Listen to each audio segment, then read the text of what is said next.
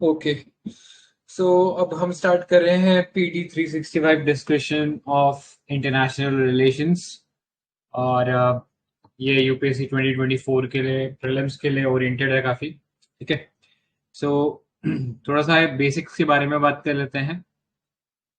ये जो पार्ट है इंटरनेशनल रिलेशन का, इसमें से पिछले कुछ समय से क्वेश्चंस का जो नंबर है वो इंक्रीज हो गया है। इस बार भी अराउंड 6 to 8 क्वेश्चंस हम कह सकते हैं इस पार्ट से आया था 2023 के प्रीलिम्स पेपर में। एंड अराउंड इसी के आसपास एवरेज मोर और लेस रह रहा है पिछले कुछ सालों में। एंड क्वेश्चन का जो टाइप है बहुत ही करंट ओरिएंटेड है। जैसे 2023 में देखोगे बहुत सारे क्वेश्चन कन्फ्लिक्ट रीजन्स के बारे में पूछ लेते थे, फिर चाहे वो अफ्रीका में थे या फिर यूरोप के अंदर यूक्रेन के बारे में जैसे था। अफ्रीका के मल्टीपल कंट्रीज में पूछ लिया था कि कहाँ पे ये कन्फ्लिक्ट चल रहा है।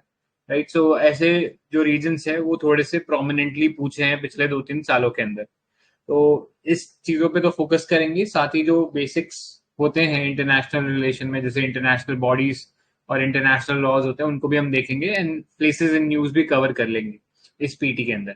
ठीक है। तो स्टार्ट करते हैं। So first topic that is multilateral organisation.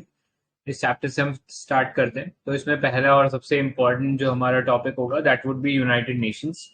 सो अभी 49th group of G7 summit जो हुआ था उसमें इंडिया ने बेसिकली क्वेश्चन किया था यूएन की ability to prevent the existing conflict, फिर चाहे वो रशिया यूक्रेन वॉर था या फिर बाद में इसराइल पैलेस्टाइन वॉर हुआ। दोनों कहीं ना कहीं जो केसेस थे या जो कॉन्फ्लिक्ट थे उसमें UN has significantly failed. Right. तो इंडिया का ये क्वेश्चन सही है कि रिफॉर्म करने की जरूरत है। राइट। और ये क्वेश्चन हमेशा एक प्रोमिनेंट थीम भी रहता है हमारे यूपीएससी के सिलेबस में। बट एनीवेज आगे कुछ फैक्चुअल इंफॉर्मेशन देखते हैं यूनाइटेड नेशंस के बारे में। हेडक्वार्टर इसका न्यूयॉर्क में है, यूएस में। This was establish in 1945 and इसका main aim world peace and security जो है उसको मेंटेन करने का है। इसमें करेंटली 193 मेंबर स्टेट्स हैं।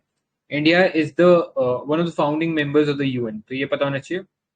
अब इसके प्रिंसिपल ऑर्गन्स कौन कौन से हैं? पहला है जनरल असेंबली, फिर सिक्योरिटी काउंसिल, फिर इंटरनेशनल कोड ऑफ जस्टिस, फिर सेक्रेटेरिएट है। इसके अलावा ट्रस्टीशिप काउंसिल एंड इकोसॉक which is economic and social council. तो ये ब्रॉड इसके प्रिंसिपल ऑर्गन्स है जो पता होना चाहिए, जिसमें से ट्रस्टीशिप जो काउंसिल है वो डिफंक्ट हो गई है। ट्रस्टीशिप काउंसिल इनिशियली वो जो कंट्रीज जो कि इंडिपेंडेंट हुए हैं उनको एक तरीके से केटर करने के लिए बनाया गया था। राइट। नेक्स्ट देखो, पर्पस हम लोगों ने डिस्कस कर लिया, पीस एंड सिक्योरिटी। इसके अलावा प्रोटेक्ट करता है human rights, humanitarian add deliver करता है, कोई भी कंफ्लिक्ट सिचुएशन होता है तो उसको डिफ्यूज करता है, होल्ड करता है इंटरनेशनल लॉज। अब इसके कुछ फ्लैगशिप रिपोर्ट्स हैं, आप यहाँ पे देख सकते हो, बट अलग से हम अलग अलग पीटीज में या इसी पीटीज में डिफरेंट सेक्शंस में इन रिपोर्ट्स को देखेंगे। ठीक है। सो आगे चलते हैं। कुछ इंपॉर्टेंट कन्वेंशन भी है या ट्रीटीज बोल सकते हैं, वो भी अब आगे जैसे जैसे आएगा वैसे हम देखते जाएंगे। ठीक है। तो अभी इसमें इतना लोड लेने की जरूरत नहीं है। हाँ, एक रिसेंटली यूएन का जो चार्टर है उसमें एक आर्टिकल था that was quite in news.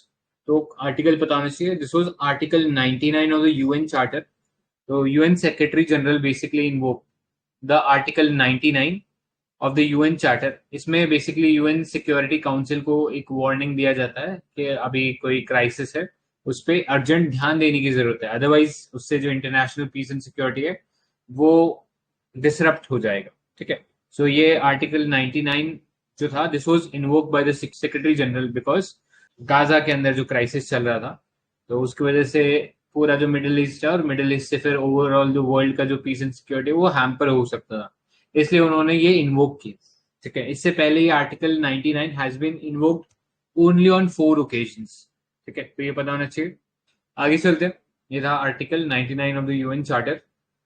Next देखो, UNESCO, united nation educational scientific and cultural organisation. So UNESCO was in news because US ने फॉर्मली रीजॉइन कर लिया यूनेस्को को after a 5 year absence. And उस दौरान उसका जो भी प्रपोज फंड था, जितना भी उनको फंड प्रोवाइड करना था यूनेस्को को, वो अपने जो ड्यूज है वो भी पे करेंगे of more than 600 million US dollars के। अब यूएस बाहर क्यों निकल गया था? रीजन बीइंग यूनेस्को के अंदर पैलेस्टाइन की भी एंट्री हो गई थी और आपको पता है पैलेस्टीन और इसराइल का थोड़ा कन्फ्लिक्ट है, और इसराइल और यूएस काफी क्लोज एलाई है, और इसलिए फिर उसमें से इसराइल और यूएस दोनों बाहर आ गए थे। ठीक है, तो this was the reason why US pulled out, and अब वापस आ गया यूएस। सो यूनेस्को का हेडक्वार्टर कहाँ है? This is in Paris, France, और एक स्पेशलाइज्ड एजेंसी है विच वाज एस्टैब्लिश्ड इन 1945।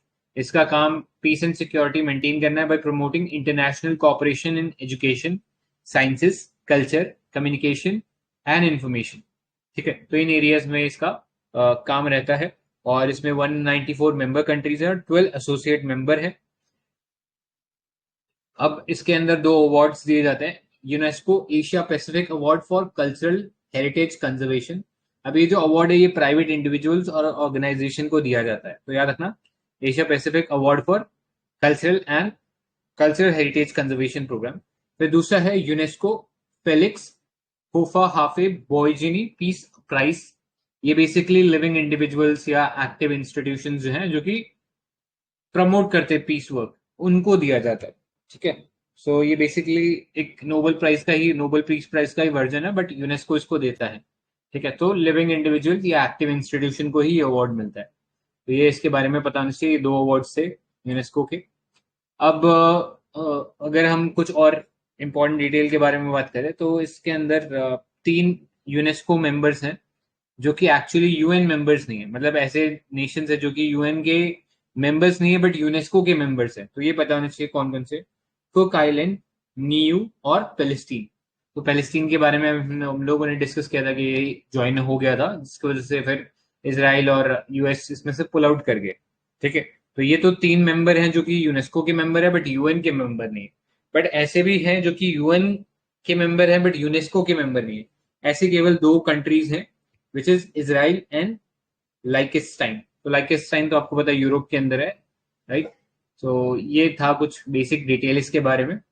कुछ की अचीवमेंट्स की बात करते हैं तो यूनेस्को प्रिजर्व करता है 1199, मतलब रफली 1200 वर्ल्ड हेरिटेज साइट्स को कंजर्व करता है या प्रिजर्व करता है इन 168 countries, and UNESCO designated sites represent 10 million square kilometre. तो एक बहुत बड़ा एरिया जो है उसको ये प्रिजर्व करने का काम करता है। इसके अलावा इंटेंजिबल हेरिटेज कन्वेंशन भी है। इसके अंदर 177 स्टेट पार्टी, इंटेंजिबल मतलब जो कि विजिबल नहीं है, मतलब उसे आप छू नहीं सकते या उसे देख नहीं सकते। जैसे इंडिया के अंदर बहुत सारे ऐसे इंटेंजिबल हेरिटेज है, जैसे वैदिक चैंटिंग, है ना, वैदिक वो जो मंत्रों का जो उच्चार किया जाता है वो भी एक इंटेंजिबल हेरिटेज है, राइट। तो ये सारे जो इंटेंजिबल हेरिटेज है ये भी यूनेस्को जो है उनको भी केटर करता है। इसके अलावा UNESCO education for all initiative, वो ग्लोबल एजुकेशन को प्रमोट करने के लिए ये इनिशिएटिव बनाया गया है, राइट। एक सेपरेट लिस्ट भी निकालता है of world heritage sites in danger. जो ऐसी वर्ल्ड हेरिटेज साइट जो कि डेंजर में है उनकी भी लिस्ट निकालता है। जैसे अभी रिसेंटली आई गेस जो ग्रेट बैरियर रीफ है उसका भी नाम आया था इसके अंदर, because that was under threat due to pollution and other anthropogenic activities. ठीक है, तो ये भी आपको पता होना चाहिए। ये सारी रिपोर्ट्स या ये लिस्ट भी मेंटेन करता है। इसके अलावा कुछ और रिपोर्ट्स है, जैसे global education monitoring report, global report on culture and sustainable urban development, global ocean science report and United nation world water development report. तो ये कुछ रिपोर्ट्स है जो कि ये निकालता है। ये सारी रिपोर्ट्स पता होनी चाहिए। यूपीएससी अभी तो रिसेंटली तो नहीं पूछ रहा, बट पहले ये रिपोर्ट्स बड़ी फ्रिक्वेंटली पूछ लेता था। ठीक है, सो यू नेवर नो वापस से ये ट्रेंड आ जाए रिपोर्ट्स का। तो इसलिए थोड़ा सा ये रिपोर्ट्स अगर एक आध बार आंखों के सामने से आपने निकाल लिया, एक दो बार निकाल लिया, तो definitely will be able to figure out in the paper. ठीक है, सो ये रिपोर्ट इसलिए मैंने बता दिया। आगे चलते हैं नेक्स्ट रिलेटेड न्यूज में। तो Asia Pacific institute for broadcasting development, so India was re-elected as the president of Asia Pacific Institute for Broadcasting Development for third consecutive term. अब जिस भी इनिशिएटिव में इंडिया है ना वो तो डेफिनेटली हम लोगों को देखना है, तो दैट्स वाई ये छोटे छोटे इनिशिएटिव्स भी इंपॉर्टेंट हो जाते हैं। सो ये जो AIBD है, this is headquarter in Kuala Lumpur Malaysia, and it was establish in 1977 under the UNESCO. इसके अलावा जो इंटरनेशनल टेलीकॉम यूनियन है और जो UNDP है, ये भी इसके फाउंडिंग मेंबर्स हैं। ठीक है, so this was the related news. अब आगे चलते हैं। ठीक है, बाकी इतना काम का नहीं है इसमें। नेक्स्ट देखो, united nation human rights council, UNHRC. So the UN General Assembly elected 15 members to the Human Rights Council and declined Russia to join the UNHRC. तो रशिया ज्वाइन करना चाह रहा था इस बॉडी को, बट उसे इसमें से डिक्लाइन कर दिया गया because Russia has invaded Ukraine. For that reason it was denied entry in this organisation. तो ये जो यूएनएचआरसी है इसका हेडक्वार्टर जेनेवा में है. It was created by the UN general assembly in 2006. ठीक है, पहले से इससे पहले एक दूसरी बॉडी थी, उसको रिस्ट्रक्चर करके यूएनएचआरसी को 2006 में बनाया गया था. तो ये याद रखना, this is the principal intergovernmental body. Intergovernmental मतलब इसमें केवल जो कंट्रीज होंगी उनकी जो गवर्नमेंट बॉडीज होंगी या गवर्नमेंट अपॉइंटेड लोग जो होंगे वही पार्टिसिपेट करेंगे. इसमें कोई प्राइवेट ऑर्गेनाइजेशन या एनजीओ नहीं होगा. ठीक है, so this is a private principal intergovernmental body within the UN for strengthening and protection of human rights around the globe. इसमें 47 मेंबर्स हैं इंक्लूडिंग इंडिया. ठीक है, और ये जो मेंबरशिप है this is based on equitable geographical distribution. मतलब across the world जितने भी कंट्रीज हैं उनको कुछ हम लोगों ने जोग्राफिकल एंटिटीज में बांटा है और उनके अमंग कंट्रीज को इसके अंदर मेंबर बनाया जाता है. ठीक है, सो एक कंट्री को लेट्स से अगर इसका मेंबर बनना है तो उन्हें मिनिमम 97 वोट्स चाहिए in the UN general assembly. और ये वोट्स कौन देता है? तो ये रिस्पेक्टिव जो कंट्रीज होती है उनके रिप्रेजेंटेटिव उनके बिहाफ पे ये वोट देते हैं.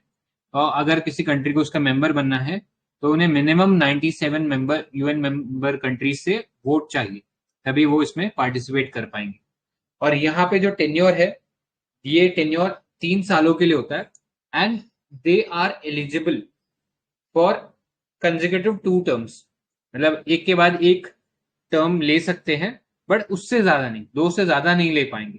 तो ये थोड़ा सा यहाँ पे एक कैच है कि यहाँ पे दे कैन बी री अपॉइंटेड या री elected but not eligible for immediate री इलेक्शन आफ्टर 2 कंसेक्यूटिव टर्म्स. मतलब 2 टर्म्स अगर ले लिए तो उसके बाद तीसरा कंसेक्यूटिव टर्म नहीं मिलेगा, आपको थोड़ा गैप लेना पड़ेगा, उसके बाद आप एक और टर्म ले सकते हो.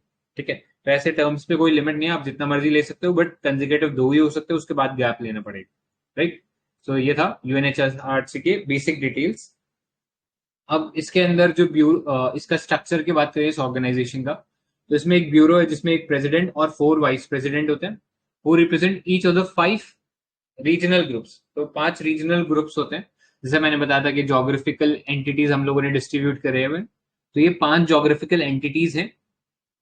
इनसे ये प्रेसिडेंट और वाइस प्रेसिडेंट जो है आएंगे इन ग्रुप्स में से और हर ग्रुप को एक ना एक पर्सन रिप्रेजेंट करेगा, वो चाहे वाइस प्रेसिडेंट हो सकता है या वो प्रेसिडेंट हो सकता है.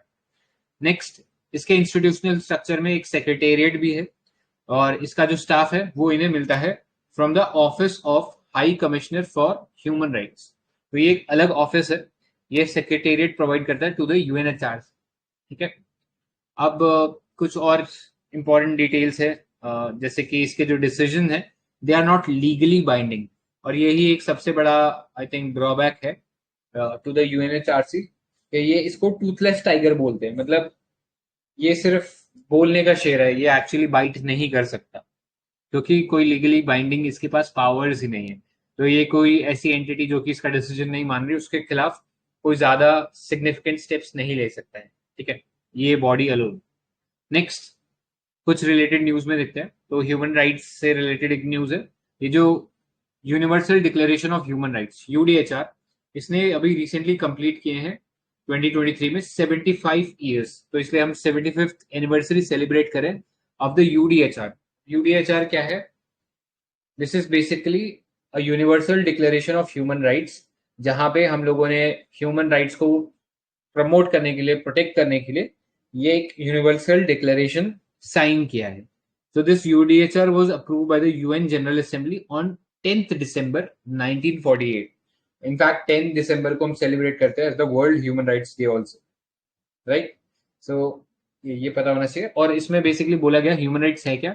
एक तो ये यूनिवर्सल है, परमानेंट है और इनएलिएनेबल है. मतलब चाहे आप किसी भी कंट्री में हो, चाहे किसी भी सिचुएशन में हो, just because you are born as a human, आपके पास ह्यूमन राइट्स होते हैं।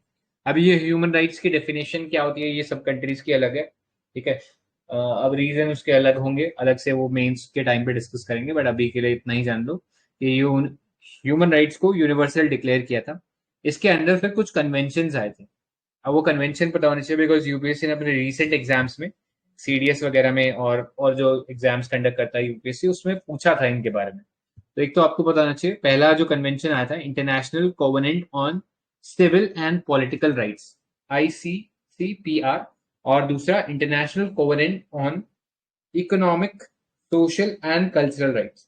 सो ये दो राइट्स या दो कोवेनेंट्स थे जो प्रोटेक्ट करते हैं। पहला करता है सिविल राइट्स को, इसे in fact first generation of rights बोलते हैं, जहां पे आपके civil and political rights protect होते हैं।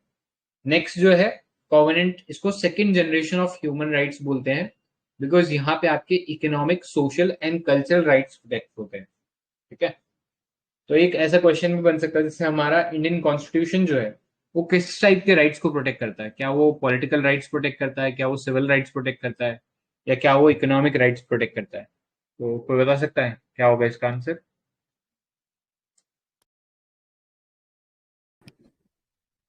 पॉलिटिकल राइट तो फंडामेंटल राइट से करता है, और सोशल एंड इकोनॉमिक DPSP से। करेक्ट, राइट है। तो ये पता होना चाहिए, फंडामेंटल राइट जो कि एनफोर्सेबल है वो प्रोटेक्ट करते हैं आपका सिविल या पॉलिटिकल राइट्स, ठीक है। बट आपका सोशल या इकोनॉमिक जो राइट है वो एज सच DPSP के अंदर आते हैं, तो वो डायरेक्टली एनफोर्सेबल नहीं है, ठीक है। तो इकोनॉमिक के लिए आपको पता है बहुत सारे प्रोविजन है उसके अंदर, राइट। कल्चरल के लिए भी है, वो सारा हमारा DPSP में आ जाता है। सो इसे जनरेशन ऑफ राइट बोलते हैं। अब जैसे नई जनरेशन ऑफ राइट्स आई है, जैसे डिजिटल राइट्स की आजकल बात करते हैं, तो उससे थर्ड जनरेशन बोल सकते हैं, ठीक है, ऑफ राइट्स। तो ये कुछ बेसिक चीजें हैं पता होनी चाहिए। अब आगे चलते हैं, नेक्स्ट देखो। ये जो ट्रीटी है अपने आप में, UDHR is not legally binding, but इसके कुछ प्रिंसिपल्स हैं जो कि कुछ और इंस्ट्रूमेंट से या इंटरनेशनल एग्रीमेंट से लीगली बाइंडेड, राइट। सो ये पता होना चाहिए। नेक्स्ट देखो, India was signatory to UDHR, India ने साइन कर रखा है इसको, और काफी सारे कॉन्ट्रीब्यूशन है, वो कॉन्ट्रीब्यूशन डिस्कस करने की जरूरत नहीं है, ठीक है। ब्रॉडली बस इतना ही आइडिया होना चाहिए that India is a signatory to UDHR। Next, Vienna declaration and programme of action. तो अभी इसको 30th एनिवर्सरी हो सेलिब्रेट कर रहे हैं इसकी इन 2023। सो दिस VDPA और human rights declaration adopted at the world conference on human rights in 1993 Vienna, Austria. So ये बेसिकली एक कॉमन प्लान था जिसके थ्रू जो office of high commissioner for human rights है वो एस्टैब्लिश हुआ। और हम लोगों ने देखा था ये ऑफिस क्या काम करता है, ये बेसिकली जो स्टाफ या सेक्रेटेरिएट सर्विसेज है, ठीक है, वो प्रोवाइड करता है टू UNHRC, राइट। सो ये इसके बारे में पता होना चाहिए। So this was about the human rights part. अब कुछ और रिलेटेड डेवलपमेंट्स देखते हैं। पहला देखो इसमें, यूनाइटेड नेशंस पीस कीपिंग, इन्हें पॉपुलरली ब्लू हेलमेट्स भी बोला जाता है, या इन्हें ब्लू बैरेट्स भी बोला जाता है, ठीक है, क्योंकि ब्लू कलर के हेलमेट या बैरेट होता है इनके पास, राइट। और UN की पीस कीपिंग फोर्स है। माइंड यू, UN का कोई अपना इंडिपेंडेंट फोर्स नहीं होता, ठीक है। ये सारी की सारी फोर्स जो है मेंबर कंट्रीज अपना फोर्स जो है वो डोनेट करते हैं, ठीक है, या इसको देते हैं for deployment to certain areas, right. तो अभी ये जो यूनाइटेड नेशन पीस कीपिंग है, this was celebrating its 75th anniversary, right. So इसके साथ साथ यहाँ पे कुछ जो पीस कीपर्स थे जो जिनकी डेथ हो गई थी during the peace keeping missions, उन्हें अवार्ड दिया गया। This award is called the Dag Hammarskjold medal, ठीक है। डैग हैमरशोल्ड बेसिकली एक UN सेक्रेटरी जनरल थे, I think probably second secretary general थे, उनके बेसिकली ऑनर में ये जो पीस कीपिंग अवार्ड है ये दिया जाता है, ठीक है। सो आपको पता भी होगा इंडिया से भी बहुत सारे जो पीस कीपिंग सोल्जर्स थे उनकी रिसेंटली डेथ हुई थी, आई थिंक कॉन्गो के अंदर हुई थी, DRC के अंदर, राइट। तो इसलिए ये थोड़ा सा टॉपिक न्यूज में हो जाता है। अब UN पीस कीपिंग फोर्सेस की बात करते हैं, तो फॉर्मली ये जो है एक डिपार्टमेंट है, department of peace keeping operation, ठीक है। डीपीओज को बोलते हैं, पहले इसका नाम आई थिंक कुछ और था, वो नाम रिप्लेस करके अब ये department of peace keeping operation रखा गया है। ये बेसिकली जो ऑर्गेनाइजेशन है ये मेंटेन करती है कि कैसे ये जो यूएन पीस कीपिंग फोर्सेज है कहाँ कहाँ डिप्लॉय होगी और कैसे वर्क करेगी। तो उसका प्लानिंग और जो एग्जीक्यूशन पार्ट है वो department of peace keeping operations करेगा। ये 1992 में बना था, ऑल्दो ये जो फोर्स है ये काफी पुरानी है। ठीक है, this force is quite old, तो इसलिए आई थिंक 1948 के अंदर इन्होंने अपना पहला ऑपरेशन स्टार्ट कर दिया था। ठीक है, so DPO traces its root with the creation of the first UN peacekeeping operation, which was the UN Truce Supervision Organization and the UN Military Observer Group in India and Pakistan. ठीक है, इसी time के आसपास India Pakistan भी आजाद हुए थे और फिर वो कश्मीर जो कॉन्फ्लिक्ट था वो पैदा हुआ था, तो उसको बेसिकली टैकल करने के लिए और उसे पीसफुली रिजॉल्व करवाने के लिए UN military observer group deploy किया गया था इंडिया और पाकिस्तान के बीच में। ऑल्दो इसका कोई सक्सेसफुल कोई इम्प्लीमेंटेशन या कोई सक्सेसफुल इसका आउटकम नहीं रहा, इनको फिर निकाल दिया गया दोनों कंट्रीज से। ठीक है, तो फॉर दैट रीजन ज्यादा कुछ फ्रूटफुल आउटकम नहीं था, बट ये पता होना चाहिए कि पहली बार डिप्लॉय इन पर्पसेस के लिए हुए थे। उसके बाद बहुत सारे मिशन हुए जहां डिप्लॉय किया गया, जैसे कोरियन क्राइसिस हो गया। ठीक है, फिर अभी अफ्रीकन कंट्रीज में बहुत सारे मिशन चल रहे हैं जहाँ पे यूएन पीस कीपिंग फोर्सेस को डिप्लॉय किया जाता है। ठीक है, सो ये पता होना चाहिए। और इसके अंदर जो मेंबर स्टेट्स होते हैं यूएन के, वो अपनी जो फोर्सेस होते हैं वो डेडिकेट करते हैं, तब जाके इनको फोर्सेस मिलती है। अपनी इंडिपेंडेंट कोई फोर्स यूएन पीस कीपिंग या यूएन के पास नहीं होता है। ठीक है, अभी इंडिया के जो कॉन्ट्रीब्यूशन है उनके बारे में देख लेते हैं। तो India has been the third largest troop contributor with 6,073 personnel deployed in 8 out of 13 active missions. India was also the first country to contribute to the Trust Fund on Sexual Exploitation and Abuse, set up in 2016. Also, it was the first country to deploy an all-women contingent in 2017. तो all women contingent था और इसका बहुत जगह मतलब internationally बहुत praise किया गया इस इनिशिएटिव को। ठीक है, तो ये इनिशिएटिव कहाँ था, ये this initiative was basically deployed, ये कॉन्टिजेंट डिप्लॉयड किया गया था in a country called Liberia. कोई बता सकता है लाइबेरिया कहाँ पे है? Where is this country located?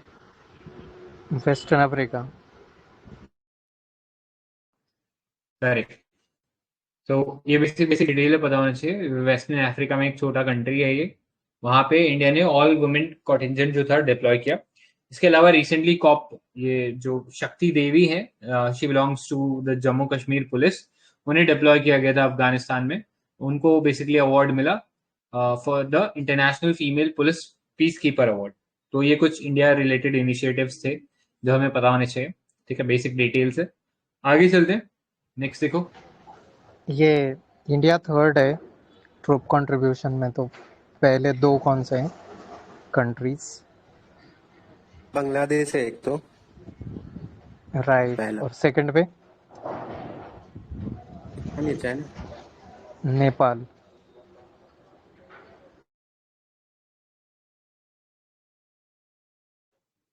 Okay, nice. तो चलते हैं। वैसे ये ना कंट्रीब्यूशन वेरी करता रहता है, हर साल डिफरेंट होता है। ठीक है, तो मे बी इतना उसके बारे में नहीं है, बट हाँ एक फैक्चुअल नॉलेज होना चाहिए कि इस साल कितना था। ठीक है, आगे चलते हैं। नेक्स्ट देखो, united nation economic and social commission for Asia Pacific. So इन्होंने अभी बेसिकली एक रिपोर्ट लॉन्च किया था, sustainable finance bridging the gap in Asian Pacific report. ये रिपोर्ट रिलीज किया था इस ऑर्गेनाइजेशन ने, और this organisation was established by इकोसॉक, इकोनॉमिक एंड सोशल काउंसिल, जो कि एक प्रिंसिपल ऑर्गन है ऑफ द यूएन। तो उन्होंने 1947 में से एस्टैब्लिश किया था as united nation economic commission for Asia and far east. बाद में से रीनेम करके इसमें एशिया पैसिफिक जोड़ दिया गया। ठीक है, तो इसके 5 रीजनल ऑफिस होते हैं यूएन के, इस ऑर्गेनाइजेशन के, इस सॉरी बेसिकली इस कमीशन के। तो अफ्रीका के लिए अलग है, लैटिन अमेरिका कैरिबियन के लिए अलग है, एशिया पैसिफिक जिसके बारे में हम लोगों ने पढ़ा, इसके अलावा वेस्टर्न एशिया के लिए अलग है, और यूएन कमीशन फॉर यूरोप एक अलग है। ठीक है, सो इसका बेसिकली काम है इस रीजन के अंदर इंक्लूसिव और सस्टेनेबल डेवलपमेंट को प्रमोट करना by providing knowledge and technical assistance. ठीक है, इससे ज्यादा इसके बारे में कुछ इंपॉर्टेंट नहीं है, आगे चल सकते हैं। नेक्स्ट देखो, united nation commission on international trade, UNCITRAL. Short में बोलते हैं। तो अभी न्यूज में इसलिए था because India hosted the inaugural UNCITRAL south Asia conference. ठीक है, तो इंडिया ने ये होस्ट किया, इसलिए दिस बिकम्स इम्पोर्टेंट। और ये जो यूएन साइटल है, this was establish in 1966 and it's a subsidiary body of the UN general assembly. इसका काम है जो इंटरनेशनल ट्रेड है उसको हार्मोनाइज करना, और इसके 70 मेंबर स्टेट है जो कि इलेक्ट होते हैं by the general assembly. General assembly जिसमें सारी कंट्रीज मेंबर होती है, वो इसके मेंबर्स को इलेक्ट करती है। और यहाँ पे जो मेंबर्स हैं they are elected for the term of 6 years, 6 साल का टेन्योर रहता है। इंडिया अभी इसके अंदर मेंबर है और मेंबर रहेगा अप टिल 2028। तो 2022 में मान के चलो कि इंडिया जो है इसका मेंबर बना, और तब से लेके 2028 तक India will be the part of this organisation. अभी ये याद रखना, ये जो यूएन साइट्रल है this is different from WTO. WTO भी आपको पता है ट्रेड रिलेटेड पॉलिसीज से डील करता है, और यूएन साइट्रल जो है ये डील करता है with the laws applicable to private parties in international transaction. और इसका काम स्टेट टू स्टेट इश्यूज को डील करना नहीं है, ओवरऑल एक बड़ा एक लॉ जो है कॉम्प्रिहेंसिव लॉ बनाना इसका काम है, जिसके through private parties international trade कर पाए, ये इसका काम है। बट डब्ल्यूटीओ जो है, लेट्स से अगर किसी कंट्री को दूसरी कंट्री में ट्रेड करने में कोई दिक्कत होती है या डिस्प्यूट होती है तो वो डब्ल्यूटीओ के पास जाएंगे। ठीक है, तो इस तरीके से दोनों का जो रोल है डिफरेंट है। आगे चलते हैं, नेक्स्ट देखो। अब ये देखो, ये छोटे छोटे जो है ना इनिशिएटिव, ये काम के नहीं, इनको हम स्किप कर सकते हैं, अदरवाइज बहुत टाइम लगेगा इस पूरे पीटी को पढ़ने में। सो नेक्स्ट देखो, यूनाइटेड नेशन स्टैटिस्टिकल कमीशन। अभी ये न्यूज में इसलिए because India has been elected to the UN statistical commission for a 4-year term beginning from January 1, 2024। ठीक है, 4 साल का टर्म है और अभी 2024 में इलेक्ट हुआ है, इसलिए दिस इज इम्पोर्टेंट। अब ये जो स्टैटिस्टिकल कमीशन है ये कहाँ पे लोकेटेड है, तो ये न्यूयॉर्क के अंदर जो यूएस है वहां पे लोकेटेड है, एंड दिस वाज एस्टैब्लिश इन 1947। और ये बेसिकली एक ग्लोबल स्टैटिस्टिकल सिस्टम डेवलप करने का काम करती है। तो जितने भी मेंबर स्टेट्स होते हैं वो अपने जो चीफ स्टैटिस्टिशियन होते हैं वो प्रोवाइड करते हैं टू दिस ऑर्गेनाइजेशन। ठीक है, सो 4 साल का टर्म होता है, याद रखना। आगे चलते नेक्स्ट देखो, UNCTAD, united nation conference on trade and development. So इन्होंने अभी एक रिपोर्ट रिलीज करा था which is called the trade and development report. ठीक है, जैसे मैंने बोला था कि यूपीएस पहले ये सिंपली रिपोर्ट्स पूछ लेता था कि ये रिपोर्ट्स कौन निकालता है, तो थोड़ा सा आइडिया होने चाहिए। इसके रिपोर्ट्स थोड़े से इंपॉर्टेंट है, जैसे ट्रेड एंड डेवलपमेंट रिपोर्ट जो हम लोगों ने अभी पढ़ा हम लोग।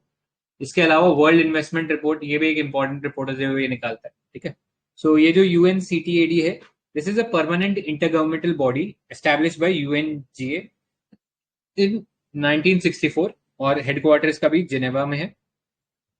इसका काम ये है ट्रेड को प्रमोट करना और उससे डेवलपमेंट।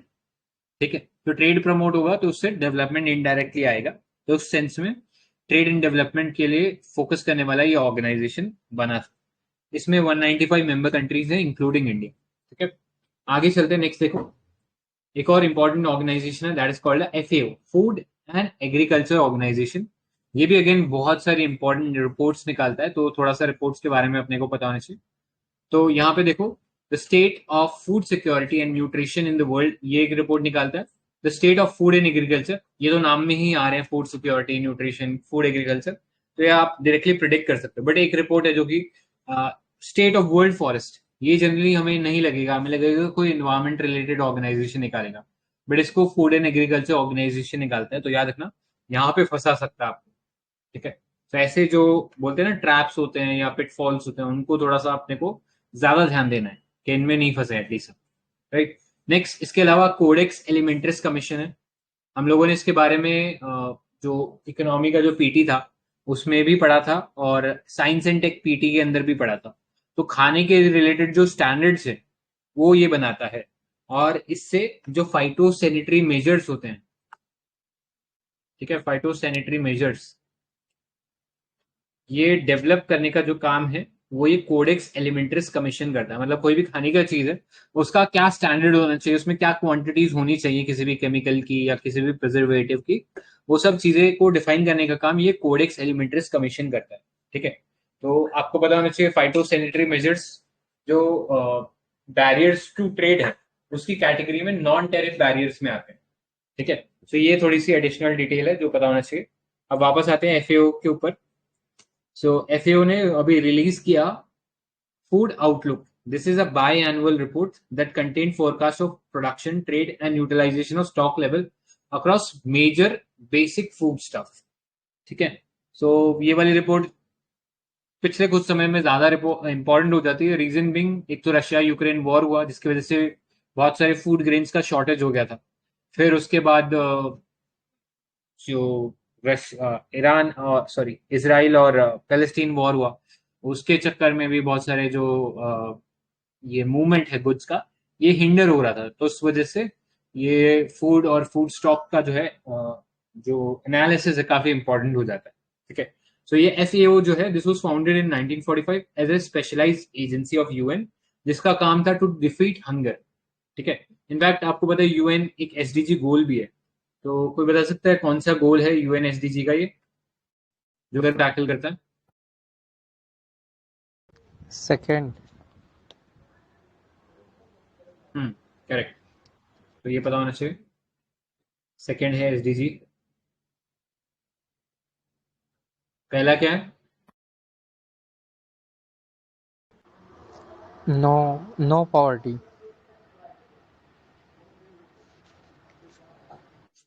करेक्ट, तो याद रखना no poverty and second is zero hunger. तो बेसिकली यही काम के लिए बनाया गया था एफएओ को। इसका हेडक्वार्टर कहाँ है? इसका हेडक्वार्टर रोम के अंदर है, इटली में। ठीक है, और 194 मेंबर कंट्रीज है इंक्लूडिंग इंडिया।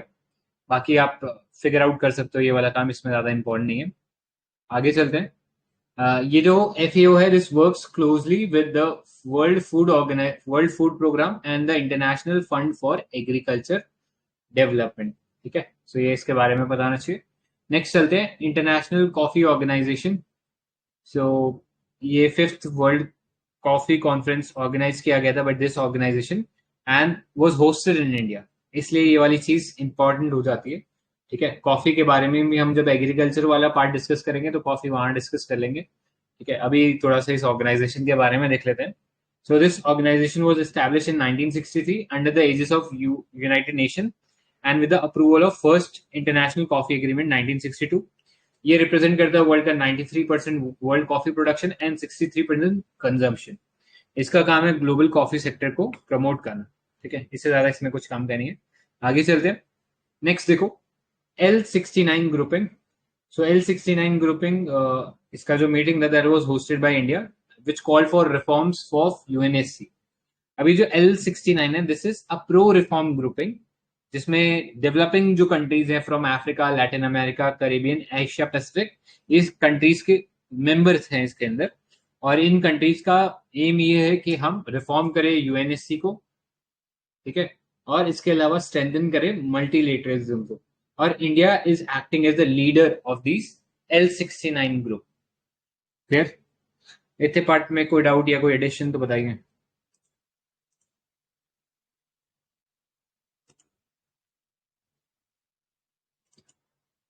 ठीक है, तो आज के लिए फिर यहीं पे एंड करते हैं। आज का थोड़ा सेशन शॉर्ट रहेगा। कल से probably will start with 1 hour session. ठीक है, so thank you for joining. Good night guys, bye bye. Thank you, sir.